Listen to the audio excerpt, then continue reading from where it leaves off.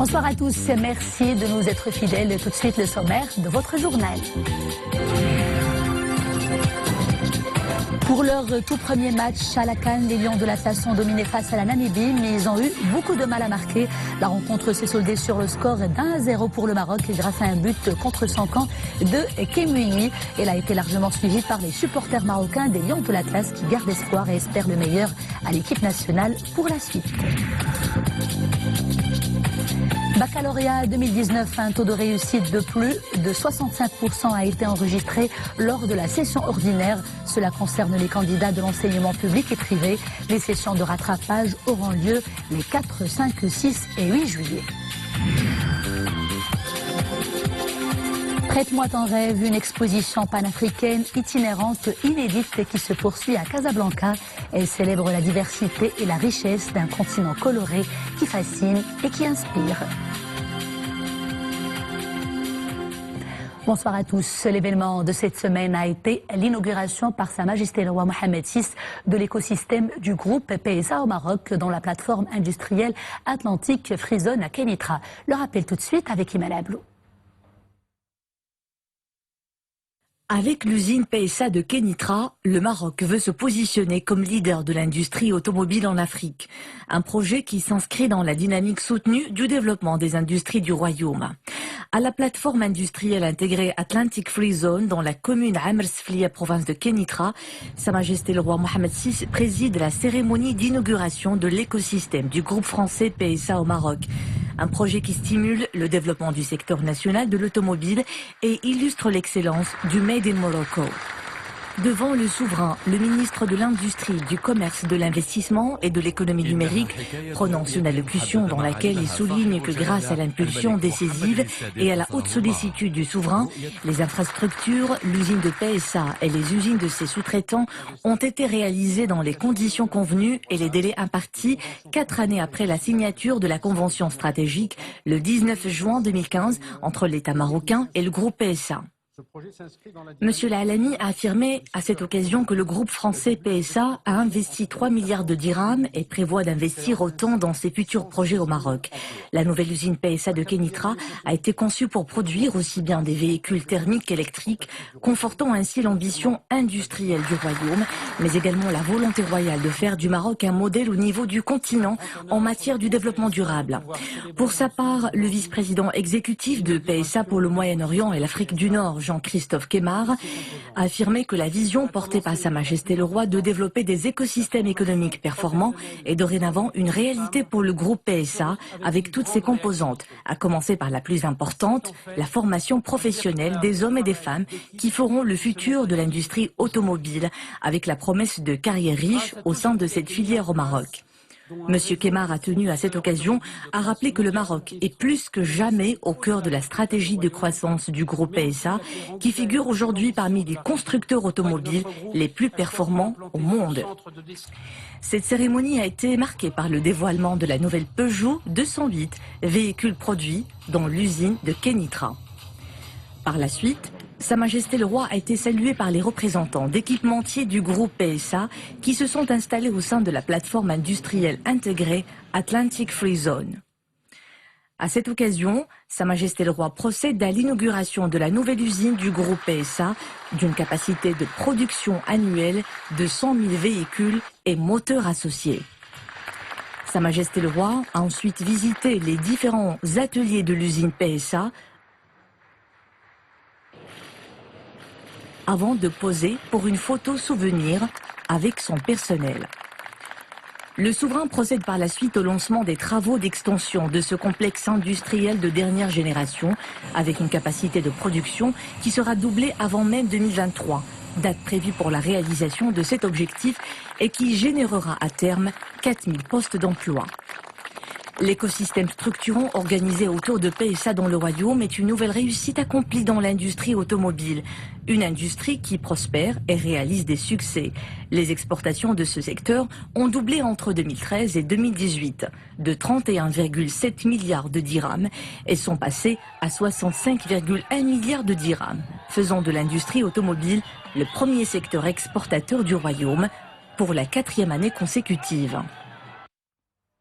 Sa Majesté le roi Mohamed VI a adressé un message de félicitations à leurs Altesses royales, le Grand-Duc Henri et la Grande-Duchesse Maria Teresa du Luxembourg à l'occasion de la fête nationale de leur pays. Dans son message, le souverain s'est également félicité des liens d'amitié et de considération qui unissent les deux familles royales. Votre chronique spéciale Cannes 2019, c'est tout de suite et c'est en compagnie de Boubkar Benrabret. Boubkar, bonsoir.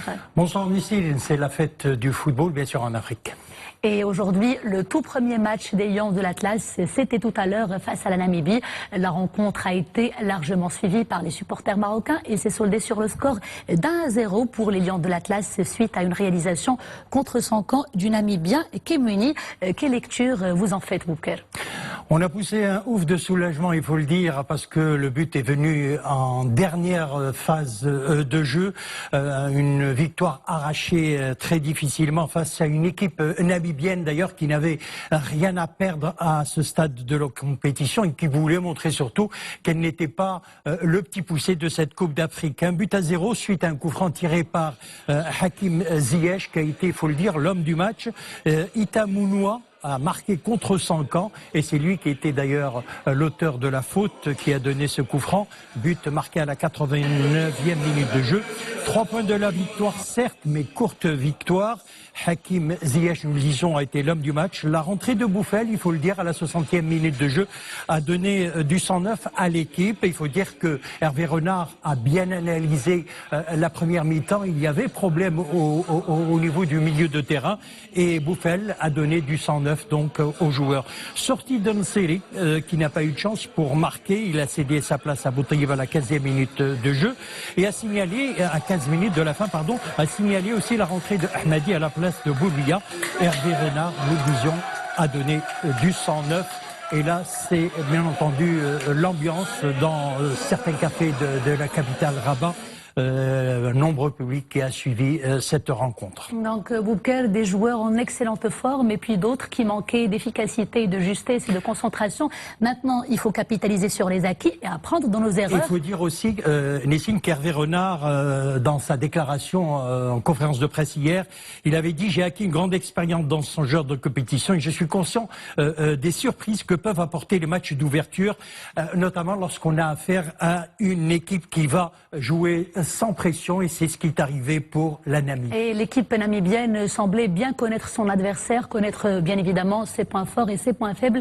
Nous le disions tout à l'heure, il faudrait maintenant capitaliser sur les acquis et les points positifs car justement car les prochaines étapes ça ne va pas être une mince affaire. Deux rencontres, la première face à la Côte d'Ivoire, la deuxième face à l'Afrique du Sud, ça ne rigole pas, Boubkar.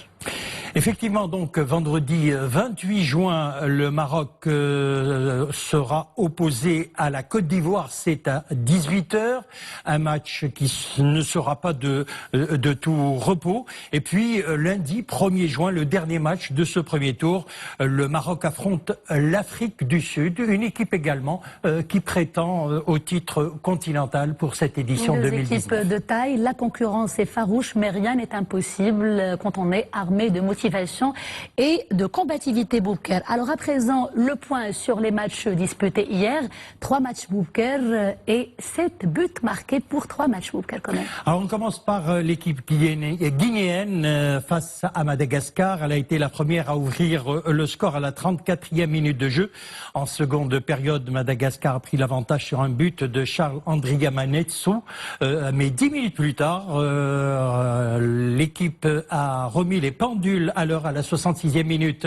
Il faut dire qu'à l'issue de cette rencontre, les deux sélections se placent à la 2e position avec un point derrière le Nigeria, tombeur plutôt du Burundi, 1-0, lanterne rouge à l'issue de la première journée. L'équipe nationale du Nigeria compte rééditer d'ailleurs l'exploit de 2013 en Afrique du Sud et monter à nouveau sur le toit de l'Afrique en Égypte, grande nation footballistique du football. Le Nigeria a été sacré 3 fois champion d'Afrique en 1980, 1994 et en 2013. Et puis dans le groupe A, a signalé que la sélection ougandaise a pris les commandes du groupe après sa victoire sur l'équipe de la République démocratique du Congo 2-0. À la faveur de cette victoire, l'Ouganda se hisse à la première place du groupe avec 3 points. Pour ce qui est des matchs joués aujourd'hui, Boubacar, nous avons déjà Sénégal-Tanzanie. Ça se passe en ce moment même.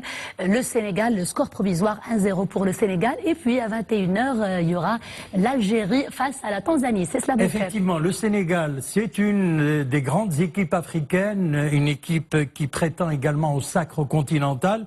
Elle mène actuellement 1-0 face à la Tanzanie, pardon, et c'est dans le groupe C.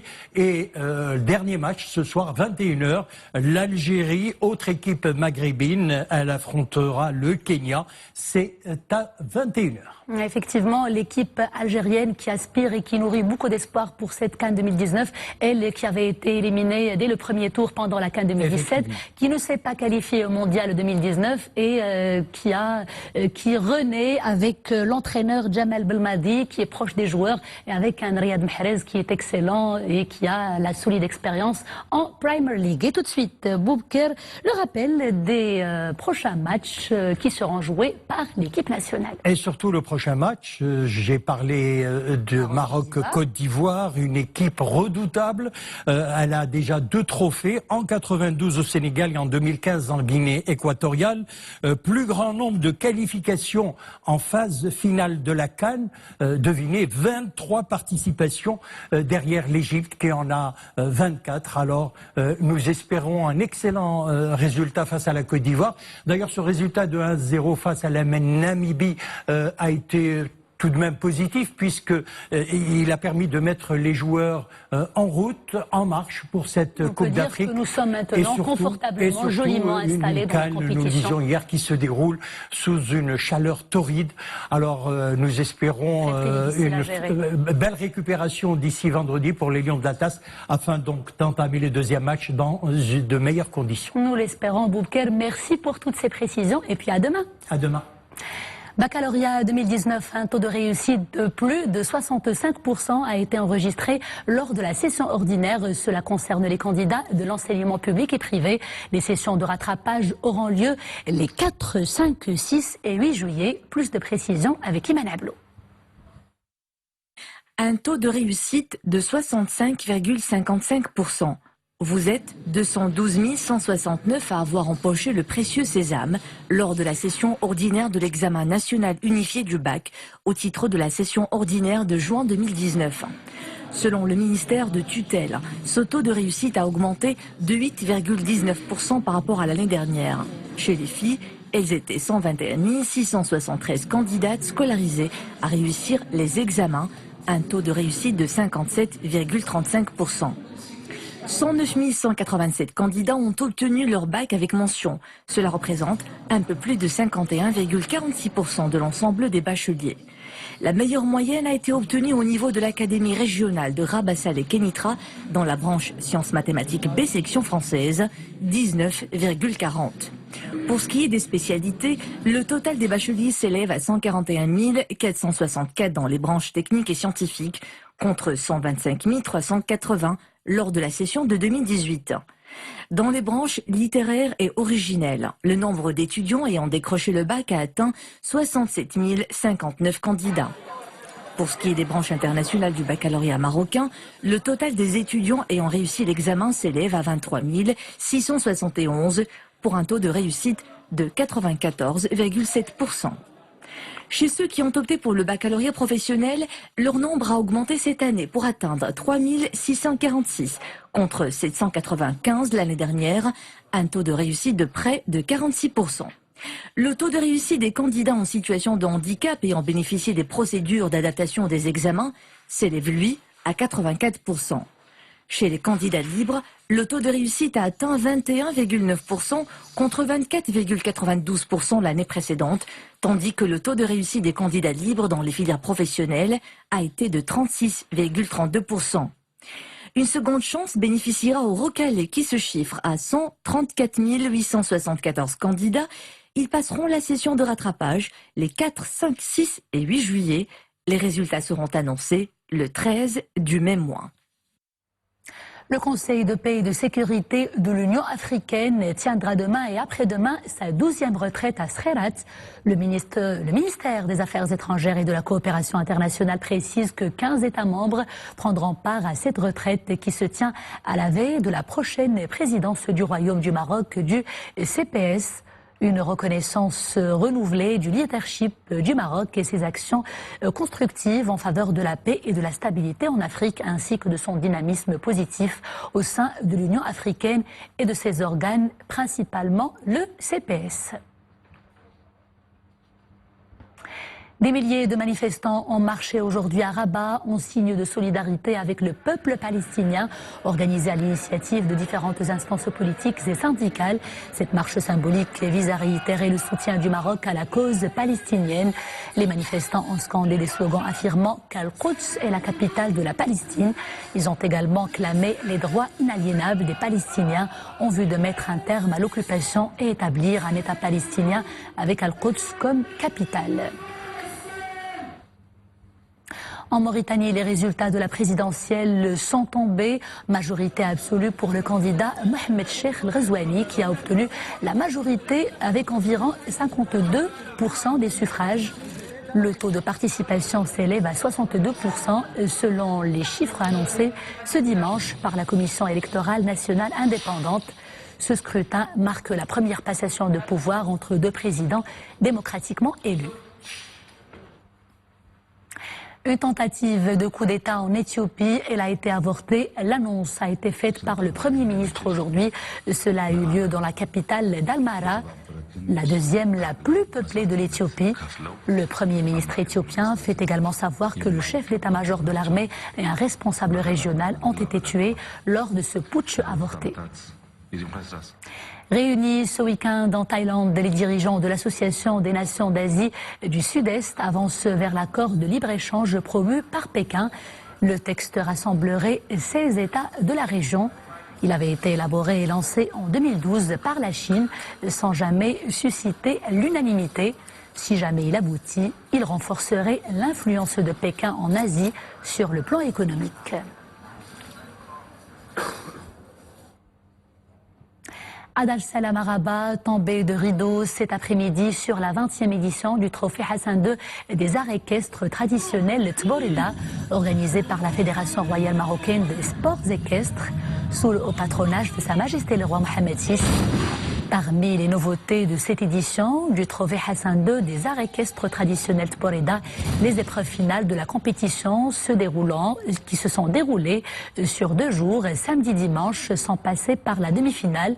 Outre la participation uniquement avec des chevaux barbes et arabes, les sorbas sont notés selon des critères déterminés par les juges de la Fédération royale marocaine des sports équestres qui prennent compte des réalisations des cavaliers en termes d'expression cinétique, de discipline et de maniement habile des fusils et de synchronisation et des tirs sous la houlette du Mqaddam.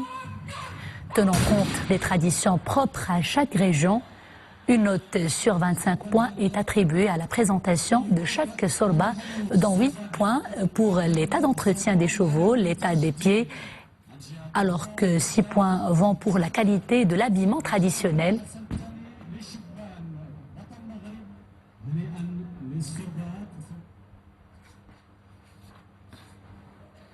Et tout de suite, nous enchaînons avec ce sujet qui est en relation avec la saison estivale du sable fin, des eaux de baignade d'une excellente qualité et des équipements nécessaires. Tout de suite, sur la plage Srerat, autant d'atouts qui font de cette plage ou qui lui valent d'obtenir le prestigieux label Pavillon Bleu. On voit tout de suite cela dans ce reportage signé Amin Amouré et Zakaria Mokhenbillah.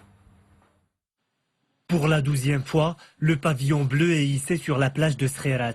Cet écolabel récompense la qualité des eaux de baignade, la sensibilisation et l'éducation à l'environnement, l'aménagement et la gestion de la plage. C'est l'une des plus belles plages du royaume. Il n'y a pas tous les équipements qu'il faut, mais cela ne gâche rien à la beauté du site. بالنسبة للبحر أحسن بحر. حنا من ساكنة سالة جينا الشاطئ صخيرات على أساس. Je suis de Salé, je suis venu avec des amis pour faire du sport. La plage est agréable et les habitants sont accueillants. Les responsables travaillent pour garder la plage propre. الناس زوينين والناس تيسهروا على هادشي باش ينظفوا لنا الشاطئ. La plage de Srerat a plusieurs atouts. Des douches pour les baigneurs accessibles aux personnes à besoins spécifiques, des actions de sensibilisation au développement durable, des passages dédiés et un centre de sauvetage. Le pavillon bleu récompense les efforts faits pour la gestion et l'entretien de la plage, ainsi que le suivi de la part des différents intervenants.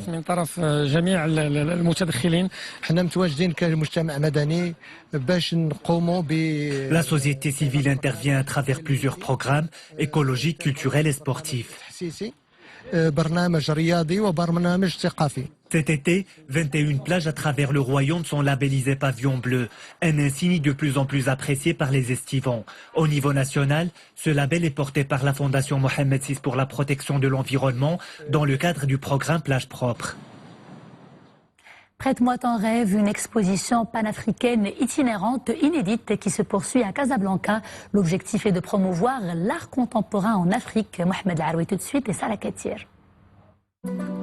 Prête-moi ton rêve. Une grande exposition itinérante dans 6 pays d'Afrique réunit une trentaine d'artistes africains de renommée internationale de 15 nationalités différentes. Ce projet ambitieux rassemble plus de 100 créations inédites conçues par les artistes lors des résidences qui ont précédé l'événement. C'est l'inauguration du premier projet de la Fondation, qui est une exposition qui réunit 30 artistes de renommée internationale, africains, qui se sont réunis l'été dernier à Casablanca, pour la plupart, afin de produire la majorité des œuvres de cette exposition.